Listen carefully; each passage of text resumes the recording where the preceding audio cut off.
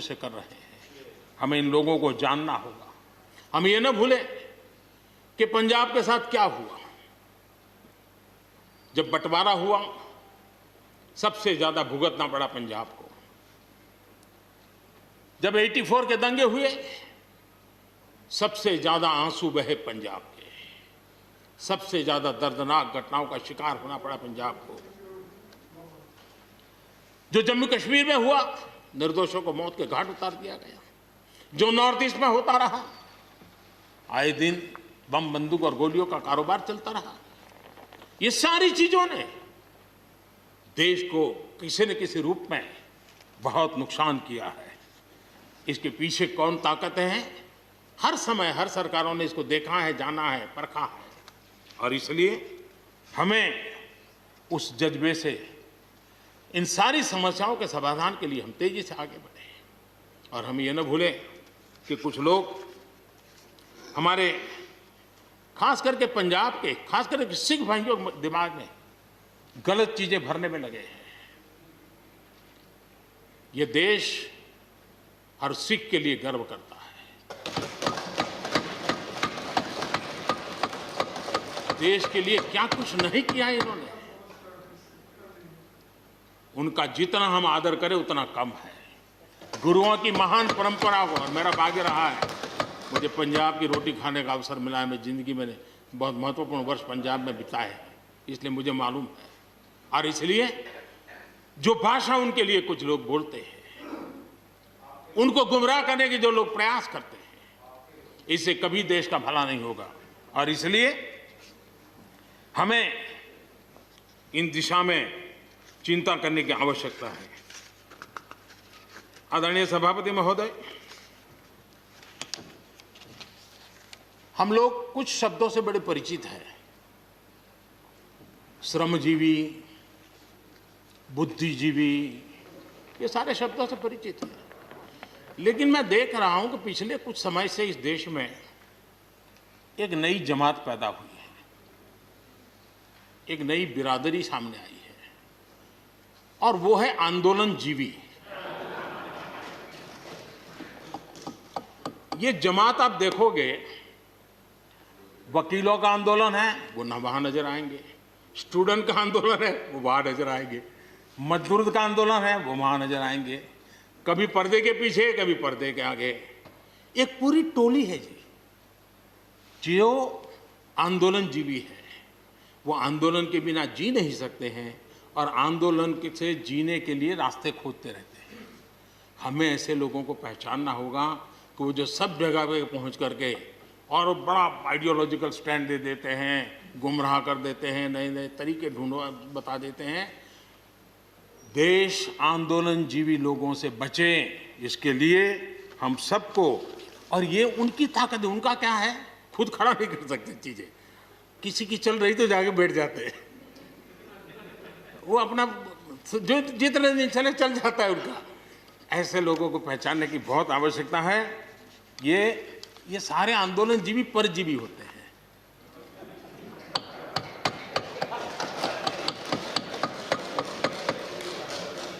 और यहां पर सब लोगों को मेरी बात से आनंद इसलिए होगा कि आप जहां जहां सरकारें चलाते होंगे, आपको भी ऐसे परजीवी आंदोलनजीवियों का अनुभव होता होगा। और इसलिए उसी प्रकार से एक नया मैं चीज देख रहा हूं। देश प्रगति कर रहा है, हम एफडीआई की बात कर रहे हैं, फॉरेन डायरेक्ट इन्वेस्टमेंट।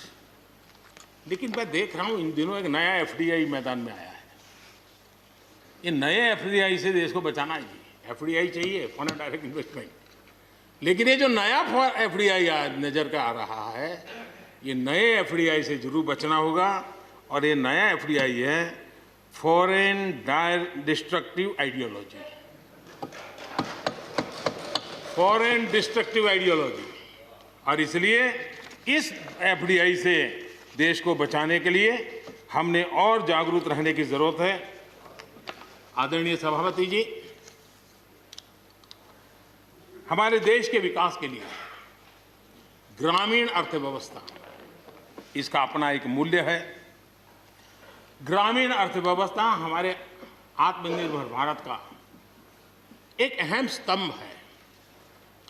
आत्मनिर्भर भारत ये किसी सरकार का कार्यक्रम नहीं हो सकता है और होना भी नहीं चाहिए।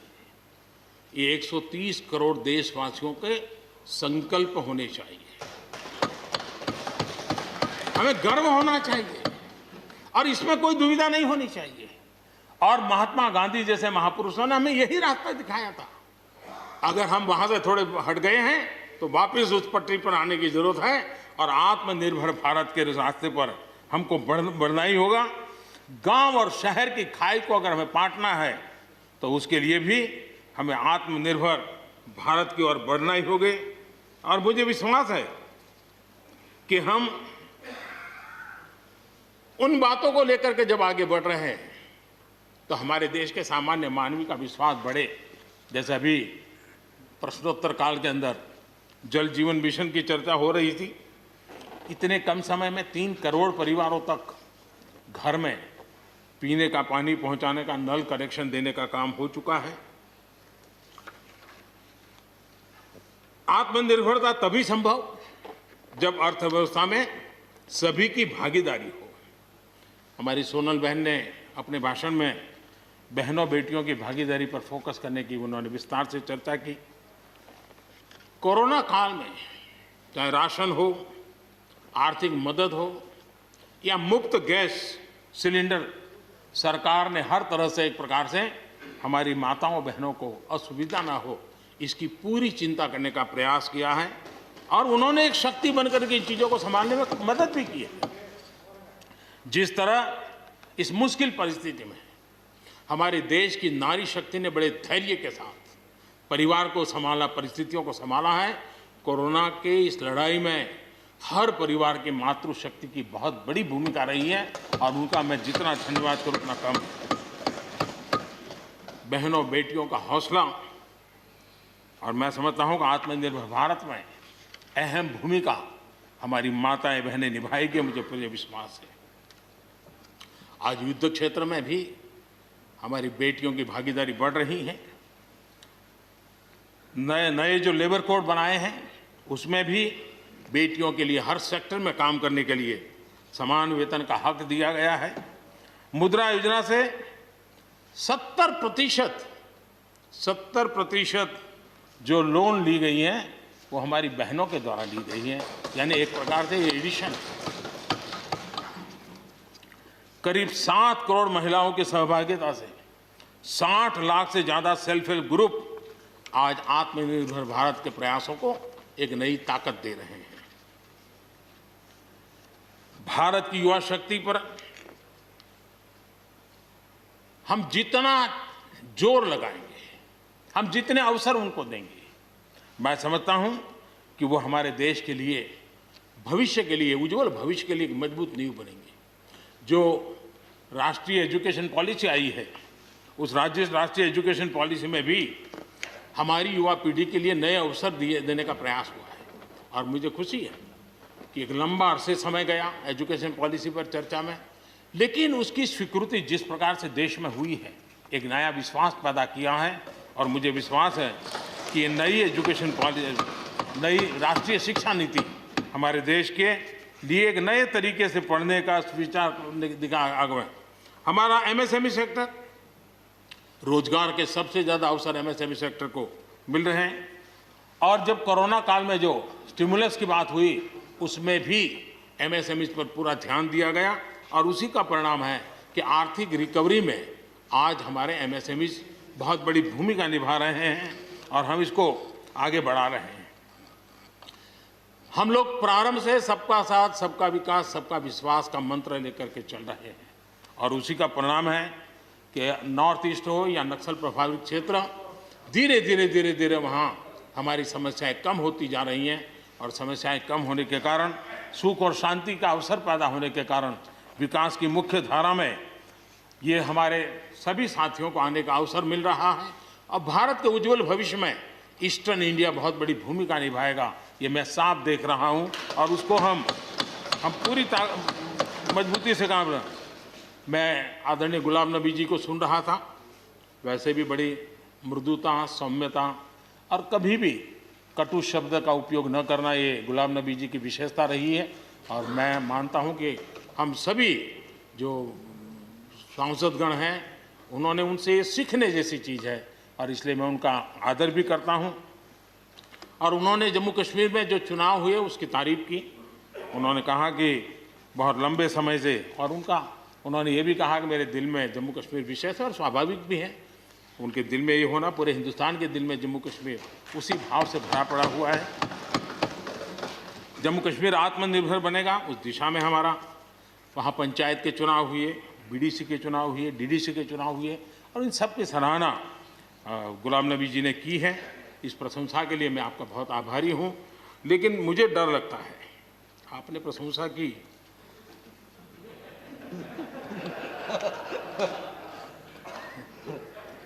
मुझे विश्वास है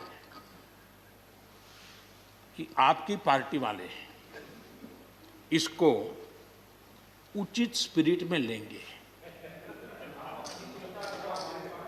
गलती से G23 की राय मान करके कुछ उल्टा न कर दे।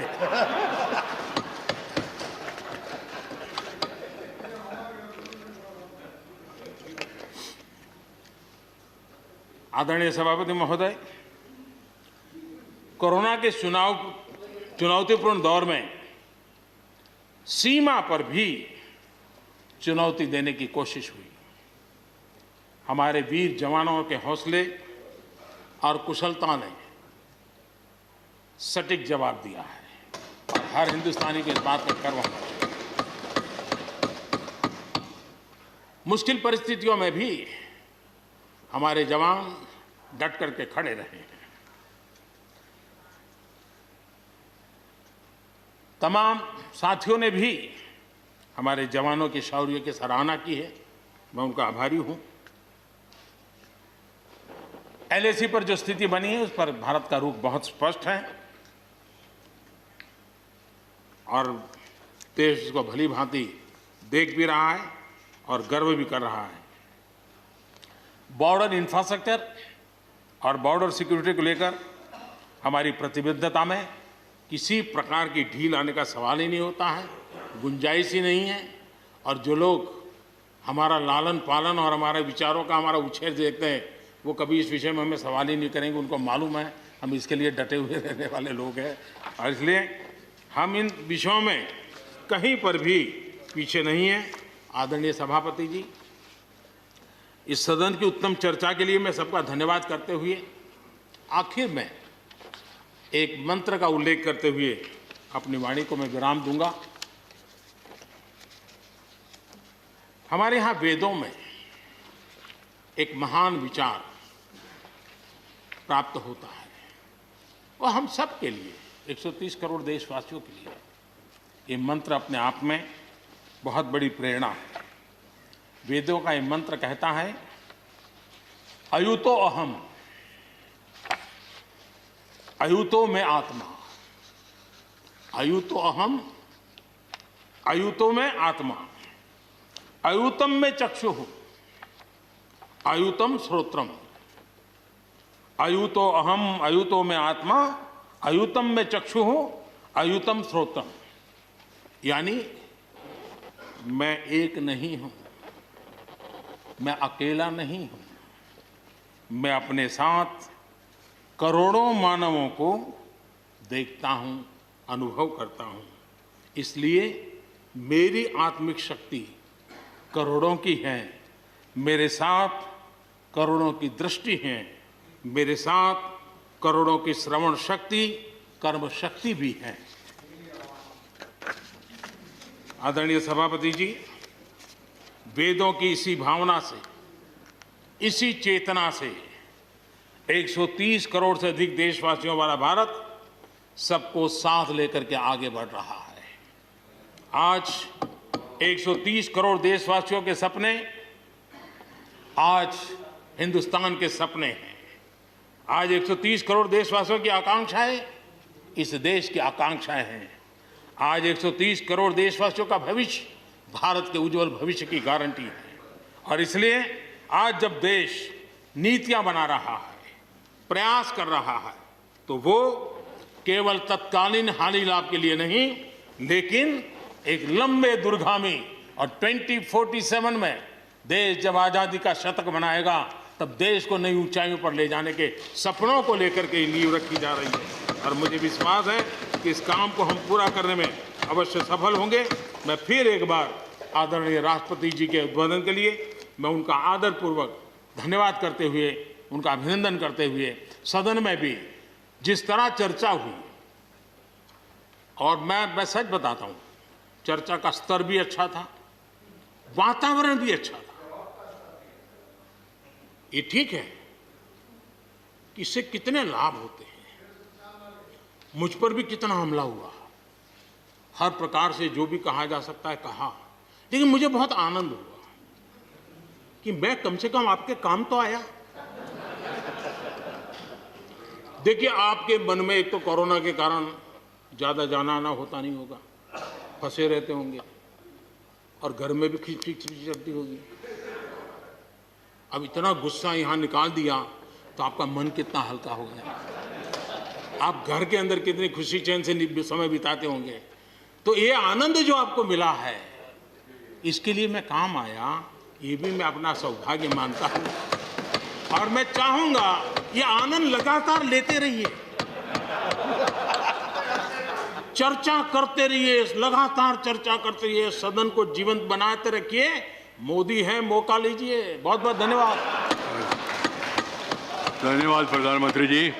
I shall now put the amendments which have been moved to vote. Amendment number 11 to 18 by Tiruchi Siva. Amendment number 18 to